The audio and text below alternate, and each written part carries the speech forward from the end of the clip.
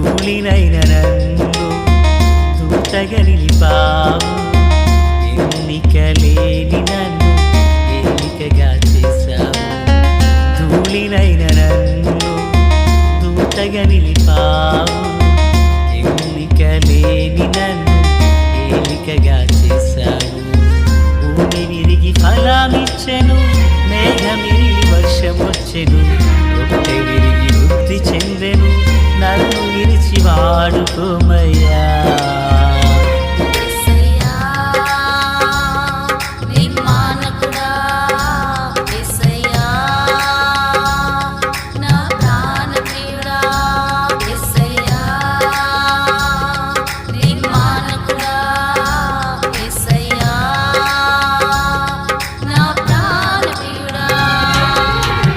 ధూళినైన నన్ను దూతగా నిలిపావు, ఎన్నిక లేని నన్ను ఏలికగా చేశావు.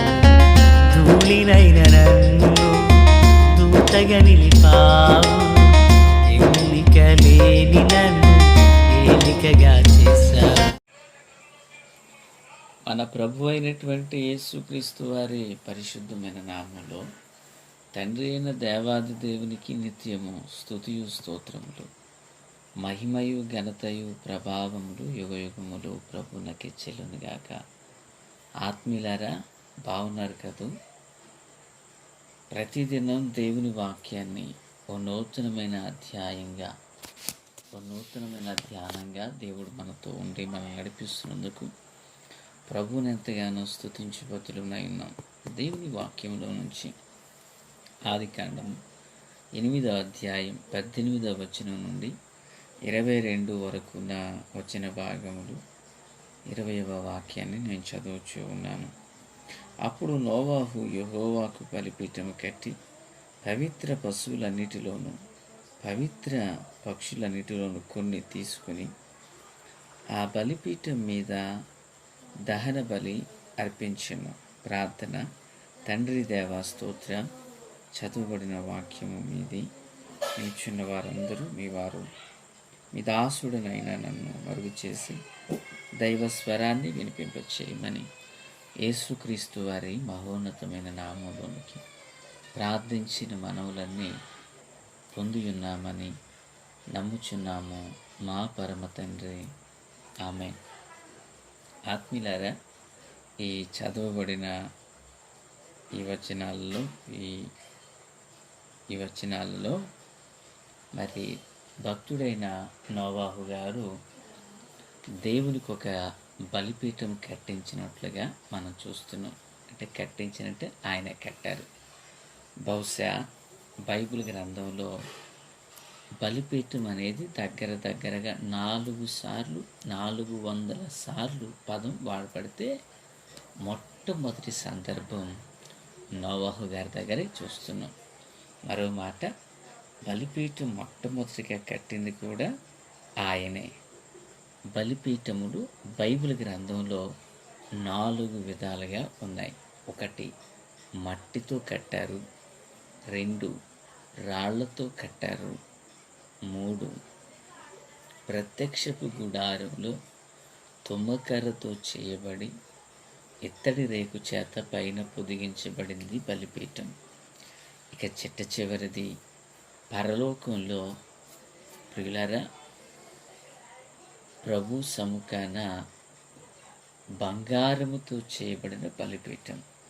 బహుశా ముందు చెప్పుకున్న 3 బలిపీఠాలు ఇవి మట్టితో రాళ్లతో చెక్కతో చేసి ఇత్తడి రేకును పొదిగింప చేసిన మనం చూడలేదు. కానీ ప్రభు చిత్తమైతే మనము నిశ్చయంగా బంగారు సువర్ణమైన బలిపీఠాన్ని ప్రభు సముఖంలో చూద్దాం. దేవునికి స్తోత్రం. అయితే పిల్లరా, ఇప్పుడు నోవాహు వాడలో ఎంతకాలం ఉన్నారు? దగ్గరగా ఇంచుమించు 376 రోజులు. 376 రోజులు వాడలో ఉండి బయటికి వచ్చిన తర్వాత ఆయన తన కొరకు ఇల్లు కట్టుకోలేదు, తమ పశువులకు పాకలు వేయలేదు, తన కుటుంబ పోషణ కొరకు వ్యవసాయాన్నో వ్యాపారాన్నో చేయలేదు. సో వెలుపలికి రావడమే తాను చేసిన ఘనమైన పని బలిపీఠం కట్టడం. ఆత్మీయులారా, నోవాహుతో దేవుడు నిబంధన చేశారు అన్న సంగతి మనకు తెలుసు. అయితే నోవాహు దేవుని కొరకు ఏం చేశాడో చూద్దాం. వాడలో నుంచి రావడమే ఘనమైన దేవునికి ఓ చక్కని బలిపీఠం కడుతున్నారు. బలిపీఠం, బలి అర్పించే స్థలాన్ని బలిపీఠం అన్నారు. దానికి పర్యాయ పదం వధస్థానము. ఈ బలిపీఠమును కట్టినటువంటి భక్తుడు దాని మీద పవిత్రమైన పక్షులను, పవిత్రమైన జంతువులను అర్పించినట్లుగా చూస్తున్నాం. అంటే బలిపీఠము, అర్పణ రెండు ఆ సందర్భంలో మనం చూస్తున్నాం. ఆత్మీయులారా, బలిపీఠానికి మరో పదం వధస్థానము అని కూడా అన్నారు. ఈ బలిపీఠం దేన్ని సూచిస్తుందంటే పరమందున్న దేవుని, పాపి అయిన మానవుని కలిపే చోటుగా ఇది వర్ణించబడింది. నా మాటలు అర్థమవుతుంది అనుకుంటున్నాను. బలిపీఠం, బలి అర్పణ, ఈ రెండు కార్యాలు ఇందులో ఇక్కడ చూస్తున్నాము. ఈ రెండు కార్యముల మూలమున జరుగుతున్న విషయం ఏంటంటే పరిశుద్ధుడైన దేవుడు, పాపి అయిన మానవుడు కలిసే చోటే బలిపీఠం. ఈ పాపి అయిన మానవుడు తన పాపము నిమిత్తమై క్షమాపణ పొందుటకే బలి అర్పణ తీసుకుని వస్తాడు. ఎప్పుడైతే తన కొరకు బలి అర్పణ అర్పించబడిందో ఆ ఇంపైన సువాసనను ఆఘ్రాణించడానికి పరిశుద్ధుడైన దేవుడు బలిపీఠం దగ్గరకు వస్తున్నాడు, దహించు అగ్ని వలె. అంటే గమనిస్తున్నారా ఆత్మీయులారా, పాపి అయిన మానవుడు, పరిశుద్ధుడైన దేవుడు కలిసిన చోటు బలిపీఠం. అదే ప్రార్థనా జీవితం. అవును పిల్లరా, ఈరోజు పరిశుద్ధుడైన దేవుడు, పాపి అయిన నీవు, పాపి అయిన నేను, పాపులమైన మనం కలిసే చోటు ఏముంది?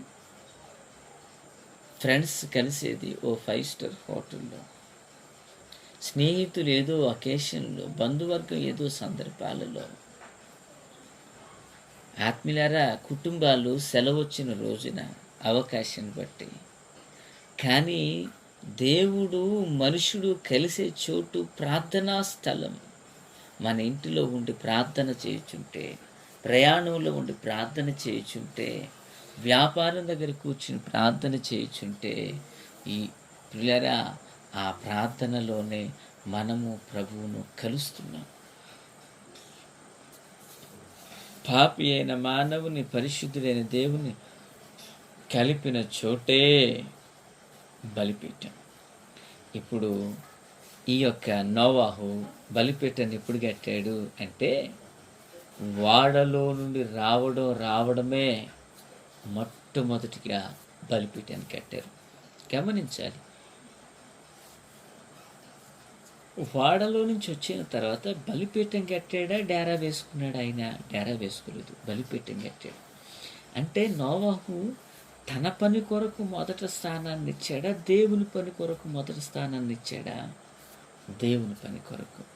కనుకనే జీవము కలిగిన దేవుడు నోవాహుతో శ్రేష్టమైన నిబంధన చేశాడు. ఈ మాటలు వింటున్న ఆత్మీయులారా, మరి నీ జీవితంలో మొదటి స్థానం దేవునికి ఇస్తున్నావా, వ్యాపారానికి ఇస్తున్నావా? మొదటి స్థానాన్ని దేవునికి ఇస్తున్నావా, వ్యవసాయానికి ఇస్తున్నావా? మొదటి స్థానాన్ని భార్యక, బిడ్డలక, స్నేహితులక, ఉపయోగపడుతూ నిన్ను ఉపయోగం లేని వ్యక్తిగా చేసేటువంటి సెల్ ఫోన్క, దేనికి నీ జీవితంలో ప్రథమ స్థానం? కొందరు జంతువులకి ఇస్తారు, కొందరు డబ్బుకి ఇస్తారు, కొందరు తిండికి ఇస్తారు. నేను అంటాను ఆత్మీయులారా, లోకం ఎలాగైనా దాని పోకడతో గడిచిపోతుందండి. కానీ దేవుని పిల్లలుగా మన జీవితంలో దేవునికి ప్రథమ స్థానాన్ని ఇవ్వాలి. వాక్యం సెలవిస్తుంది, నన్ను గనపరచు వారిని నేను గనపరుస్తానని. మాటల గురించి ఆత్మీయులారా, ఉదయకాల వేళ లేస్తున్నారా? మొదటి సమయాన్ని దేవునితో మాట్లాడుతున్నారా? మొదటి సమయాన్ని దేవునితో ఆరంభిస్తున్నారా? కానా ఊరిలో వివాహం జరిగినప్పుడు యేసు, ఆయన తల్లి, శిష్యులు అక్కడికి వచ్చారు. అక్కడ ద్రాక్ష రసం అయిపోగానే మొట్టమొదటిగా వారు ఎవరికి చెప్పారు ఆ మాట? ప్రభుతో చెప్పారంటే ఆ కుటుంబం భక్తి కలిగిన కుటుంబం అండి. తమ జీవితంలో సంతోషం వచ్చిన, బాధాకరమైన పరిస్థితులు వచ్చిన మొదటిగా దేవునితో సంభాషణ చేసేటువంటి వారు. ఈ మాటల గురించి ఆత్మీయులారా, మరి నీ జీవితంలో ప్రథమ స్థానం ఎవరికి ఇస్తున్నావు? నోవహు మొదటి స్థానాన్ని బలిపీఠానికి ఇచ్చాడండి, అనగా ప్రభుకి ఇచ్చాడు. కనుకనే దేవుడు నోవహుకు ఒక నిబంధన చేసి, పిల్లరా, ఇక మీదటికి ఎన్నటికీ భూమి మీద ప్రపంచంలో జలప్రళయాన్ని కురిపించను, ఇప్పుడు ఇలా చేసినందుకు నేను బాధపడుతున్నాననే సంతాపం ఉంది నా దేవుని. పిల్లరా, ఇక మీదట భూమిని శపించనని చెప్పి ఆ యొక్క మొదటిగా అర్పించబడిన బలిపీఠం మీద ఉన్న అర్పణను ఆగ్రాణించిన దేవుడు, నా దేవుని పిల్లరా, క్రీస్తునందు నాకు అత్యంత సన్నిహితులారా, నోవహుతో ఓ శ్రేష్టమైన నిబంధన చేశాడు. ఇక భూమిని మరలా నేను శపించునయ్యా, శపించును. అంటే ఒక నోవాహు ప్రథమ స్థానాన్ని దేవుడికి ఇస్తే, దేవుడు ప్రపంచానికి నోవాహు ద్వారా ఒక అద్భుతాన్ని చేశారు. ఏంటో తెలుసా? జలప్రళయం ఇక రాదు. ఆత్మీయులారా, ఒక్క నోవాహు చేసిన మంచి పని ఈరోజు యావత్ ప్రపంచం మీద ఆశీర్వాదకరంగా లేదా? మరి నీవు నీ కుటుంబానికి ఆశీర్వాదకరంగా ఉన్నావా? నీ బిడ్డలకు ఆశీర్వాదకరంగా ఉన్నావా? నువ్వు సంఘానికి ఆశీర్వాదకరంగా ఉన్నావా? సమాజానికి ఆశీర్వాదకరంగా ఉన్నావా? ఆత్మీయులారా, ఆలోచన చేద్దాం. నోవాహు మొదటి స్థానాన్ని దేవుడికి ఇచ్చాడు. మొదటి ఆశీర్వాదాలు పొందుకుంటూ ప్రపంచానికి దీవెనకరంగా మారాడు. మనం అలాగున జీవించుదుము గాక. తండ్రి దేవా, స్తోత్రాలు. వాక్యం అందరి హృదయాల్లో ఫలభరితం చేయండి. మీ దీవెన ఆశీర్వాదం ఇవ్వండి. యేసు నామములో ఆమేన్. Praise the lord.